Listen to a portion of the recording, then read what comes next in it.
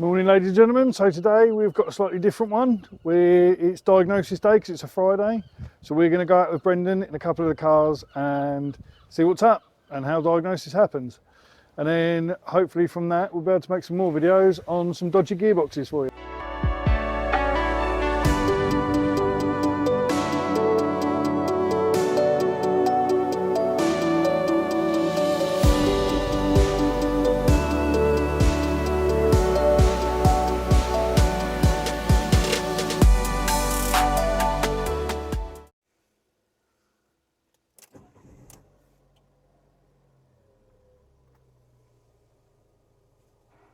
Fiat 500 in a workshop today, Diagnostics Friday. This gearbox has been around in the Fiat Punto, the Ford KA, and no matter how new they get, they still always suffer with the same faults. This has been to Quick Fit. It's got an extensive oil leak. Apparently there's no oil in the gearbox, and I can feel the clutches slightly slipping as well. So I'm not sure if you can hear that, but it sounds like an absolute bag of nails. Now the problem with this one is going to be front bearing's probably gone, pinion bearing's probably gone, and depending on how much swarf has gone around in the box, the diff bearings might have gone. These also suffer with third and fourth gear, but the gear selection seems all right, to be fair. So we're not going to go too far on this one because there's no point causing more damage when we already know what the problem is.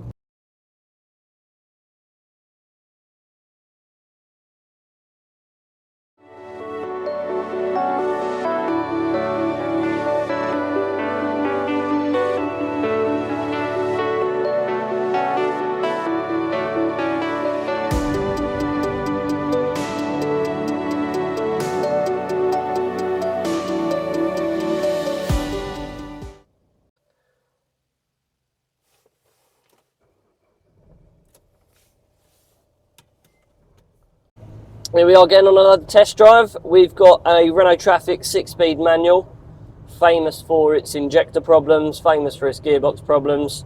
This one came into us yesterday. It's a crew cab, quite nice actually. This has got a horrible gear change. You can't really change gears very freely. It's got a sticking clutch pedal. What can happen to these for the pedal to go floppy and horrible is the master cylinder can fail. You can fit aftermarket ones. We've had a lot of grief with them in the past, so we tend to fit a genuine. What we also do with the selection issues is on the top of this there's a selector that sits into the box, and where the water runs off the scuttle on these, it can sit in the top and pull up and make it all rusty. The roller bearing that sits in that can seize up basically. A lot of people then put either WD-40 on top of it to try and free it up. Depending on how much WD-40 you put on it, you could actually cause a problem to the gearbox moving forward, because if that WD-40 gets in the gearbox, it's not going to mix very well with the oil. And we've seen it on a few cases where people kept doing it because it kept seizing up, and then over a period of time their gearbox is burnt out. So if you do notice a problem, don't do that.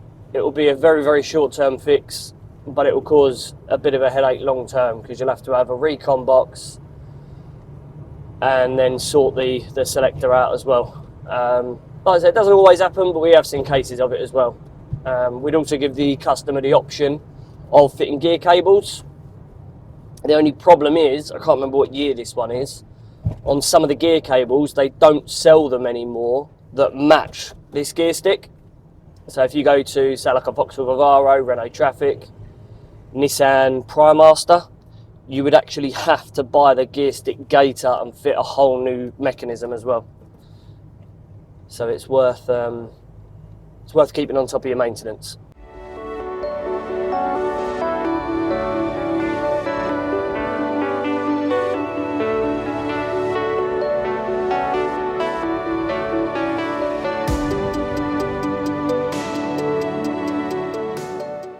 Here we are now in a Range Rover Sport. This is fitted with an 8 HP gearbox, transfer box, front diff and rear diff.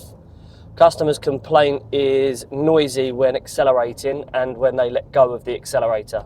So if you go really slow, you can't hear anything really. Once you get up to around about 25, 30 mile an hour, you can start to hear a loud droning noise coming from the back. For me, I've only really just got in this car, I'm going to say rear diff. How you can spot a rear diff is, first of all, it will go with road speed, so sometimes it can be diagnosed wrong if it's a wheel bearing, but you've got to have a good ear to where that noise is coming from. There's so much going on in these vehicles. You've got prop shaft, transfer box, front prop, the noises can just vibrate. What I tend to do, it sounds like an aeroplane at the moment, I don't know if you can hear that. What I tend to do is try and take cars up hills and put them under load. That way you'll hear the droning noise earlier as well. I'm going to probably lean towards the bearings have started to go, but now the crown wheel and pinion's going, because I can play with it on and off the accelerator, I can play with the noise. And what I'm doing by the accelerator is moving the backlash on the rear diff on and off, on and off.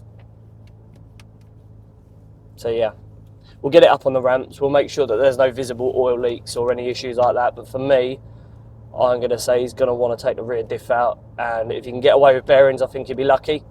If not, it'll probably be a crown wheel and pinion on top of that.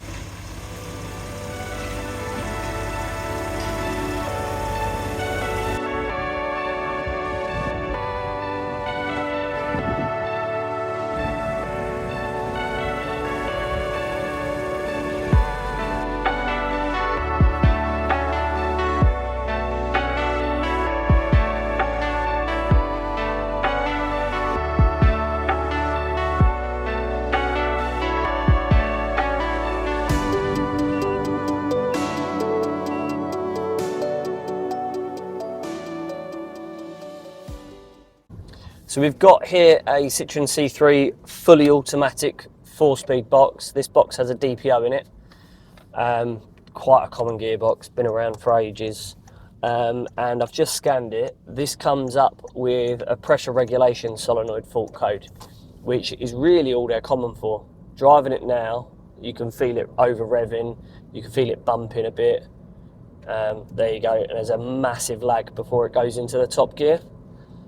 Had this been a semi-automatic, which they're also quite common for having, that little throwing forwards and backwards is quite common, but in an auto it shouldn't be as apparent.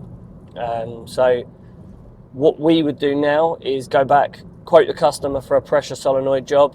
You can do this in situ as well, so the gearbox doesn't have to come out, and with that obviously you can replenish the oil and do the maintenance side of it whilst replacing the solenoids at the same time.